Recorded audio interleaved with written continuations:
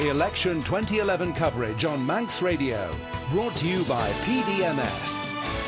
My second election guest this morning, someone who attracted more than 2,000 votes at the 2006 general election. Over the past 5 years has held two ministerial positions, namely Tourism and Home Affairs. Seeking re-election at Onchan. Good morning, Home Affairs Minister Adrian Earnshaw. Good morning, James. How well do you think that the present administration, of which you've been a part, has handled the major challenges of the past 5 years? Well, I think there's been some massive challenges, and I'm not sure we're getting the credit that we deserve for that. I would say that, I suppose, but I think we've got to look at the international global scene regarding the banking crisis. That does have its impact on the Isle of Man and on the Isle of Man's economy, and I think that's part of the reason why we've had the visits from the UK Treasury to re-examine the VAT customs sharing agreement. In your manifesto, you say you dislike excessive red tape and wasting resources, so government's ticks both boxes there in a big way, doesn't it? Probably does, but that doesn't mean I like it. I mean, major challenges ahead, of course. We know belt tightening is a key part of that, but how can you try and protect employment and support, cost-saving measures across government? I think the key is we've got to stay competitive. We've got to keep investing where appropriate.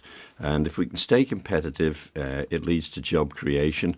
The department I work for is a cost-spending department. That's the Department of Home Affairs, not a cost-earning department. So I think we've got to give Tynwald members, whoever they happen to be, have got to give their full support to the Department of Economic Development.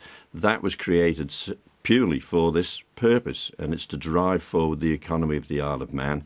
And I think an awful lot hangs on that department in the next 5 years and beyond that. Health and education, of course, cornerstones. Any candidate would tell you that. You've got the long-awaited Bemmerhague School in your constituency, now a reality, due to open next year.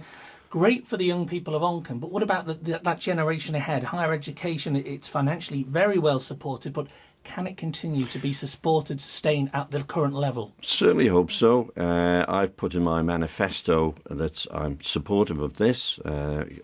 Constituents in Onchan will be able to read that. We do give a lot of support to university students at the moment. Whether we can carry it on at exactly the same level remains to be seen. It may be the bar has to be raised, but the principle of it, I'm fully behind it. It's been raised once already, of course. It has, yes. I mean, 16-year-olds as well, staying at that end of the age spectrum. You helped take through Keys last time, that the plan for them to vote. What's in your current manifesto that will appeal to them to go to the polls? Well, I've been working very hard with in my campaign to try and encourage more young people to get out there and vote, and I think it's a key part of life, really. It shows that they're taking an interest in the community, so it's really persuading them and explaining the system to them. I think a lot of people get confused about, well, Onchan is a very good example about this, the fact that we've got 3 votes for everybody in Onchan. There's 3 seats available, so a lot of people are a little bit puzzled by that, why they've got 3 votes rather than 1. You've been in Onchan approaching a decade now as an MHK. What's been your main achievement, do you believe, for Onchan? Well, I like to work in partnership with Onchan Commissioners. I'm a former Commissioner. I'm a former Chairman of Onchan Commissioners. I think Onchan Commissioners do an awful lot of positive things for the village of Onchan. And particularly, I'd like to praise them for what they've done in Onchan Park. I think it's been a great success the last few years. It's come on in leaps and bounds. I like to think I've been involved with that in the past. So it's really supporting and working in partnership with other people. And I like to feel I've got a very good relationship with Onchan Commissioners. So you believe what you've done for Onchan has been a partnership effect? Yes, very much so. I don't think you can do very much on your own. I think it's a partnering approach to things, and I'd like to continue that partnership for the future. You've obviously been a government minister for 5 years now. What's your political ambition?